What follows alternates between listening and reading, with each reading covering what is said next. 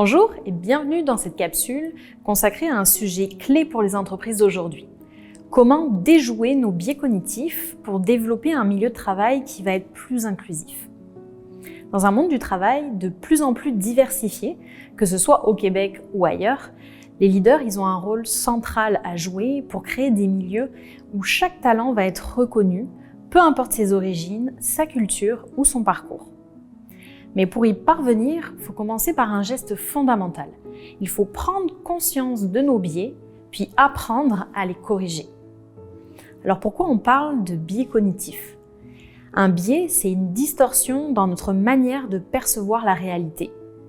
Ce sont des raccourcis mentaux, souvent inconscients, qui influencent nos décisions, nos impressions, nos réactions. Ces biais, ils prennent racine dans notre éducation, dans notre culture, notre environnement, nos expériences passées et même notre état émotionnel du moment. Le cerveau, il cherche constamment à simplifier l'information pour prendre des décisions rapidement, surtout en situation d'incertitude ou de surcharge cognitive. Résultat, il s'appuie sur des schémas qui sont déjà connus, des stéréotypes, parfois utiles mais souvent biaisés. Voici quelques exemples. On va associer l'accent d'un collègue à un manque de compétences. On va croire qu'une personne immigrante, elle s'intégrera moins bien parce qu'elle vient d'une autre culture.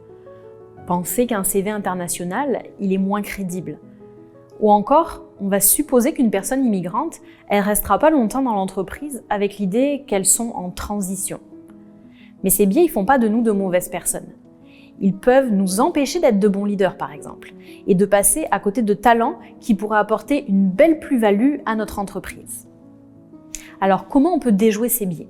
On va aborder 4 outils concrets pour les leaders. Le premier, c'est de nommer pour commencer à changer. Le premier outil, c'est la prise de conscience active. Prenez le réflexe de questionner vos premières impressions. Est-ce que je réagis à une compétence ou à un stéréotype ? Voici quelques exemples. Est-ce que la tenue vestimentaire qui est plus traditionnelle de la candidate, elle m'a influencé dans mon jugement ?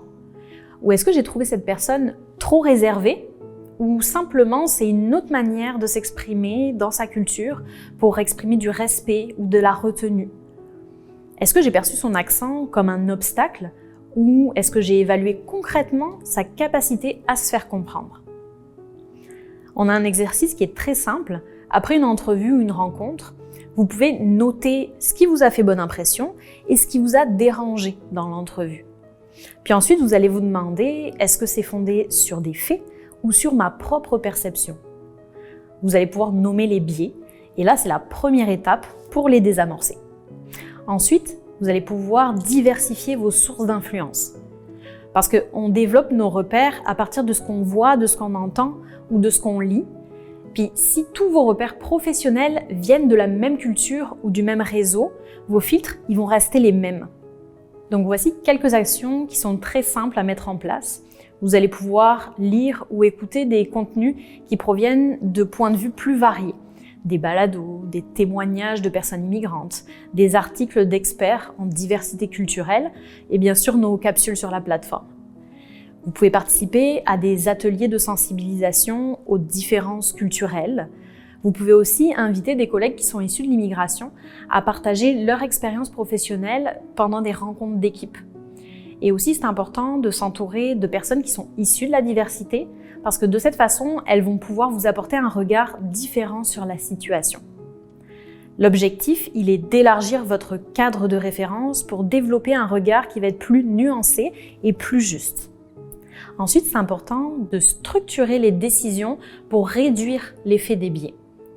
Donc le troisième outil, la structuration des processus, moins on se fie à notre seul instinct, plus on va laisser place à l'équité. Donc voici quelques exemples d'actions concrètes que vous pouvez mettre en place. Vous pouvez utiliser des grilles d'évaluation objectives en entrevue et puis vous préparer à l'avance évidemment. Vous pouvez évaluer aussi des candidatures à l'aveugle. Donc évaluer à l'aveugle, ça ne veut pas dire effacer toutes les traces de l'identité de la personne, parce que c'est pas réaliste, puis c'est pas ce qu'on veut. Mais en contexte de diversité, l'objectif, c'est pas de masquer les origines, mais de réduire le poids des biais automatiques qu'on a dans les premières étapes d'un tri de CV, par exemple. Concrètement, vous pouvez retirer le nom, le genre, l'âge ou la photo dans votre premier tri. Vous concentrez aussi uniquement sur les compétences, les expériences ou les réalisations de la personne. Puis vous pouvez aussi faire évaluer les candidatures par plusieurs personnes dans votre entreprise. Ça va permettre de croiser les perspectives. Ensuite, vous allez prendre le temps de comparer les candidatures selon les exigences du poste et pas selon vos affinités culturelles. On peut également mettre en place un comité de sélection diversifié. Ça permet de réduire les biais individuels, d'apporter de multiples perspectives et permet aussi d'être plus objectif dans votre sélection de candidats. Un bon leadership, c'est souvent de systématiser l'équité, mais pas la laisser au hasard. Le quatrième outil, ça va être de créer un espace de rétroaction qui est bienveillant. Encourager les échanges puis les remises en question entre collègues. Les biais, ils se glissent souvent dans nos pratiques de façon inconsciente, mais ils peuvent être visibles aux yeux des autres. En instaurant une culture où on peut se donner du feedback mutuel sans jugement, on peut ouvrir la porte à l'amélioration. On a quelques exemples concrets pour mettre ça en place. Ça va être d'inviter un collègue à relire une offre d'emploi, par exemple. Il va pouvoir détecter les formulations qui sont potentiellement excluantes. On peut demander à un membre du comité « Est-ce que j'ai bien évalué ce candidat de manière équitable ?» Ou encore, vous pouvez offrir un moment de débrief en équipe après des entrevues pour réfléchir ensemble ce qui a bien été ou moins bien été. Ce type de pratique, il encourage une prise de recul collective et il crée un filet de sécurité contre vos biais.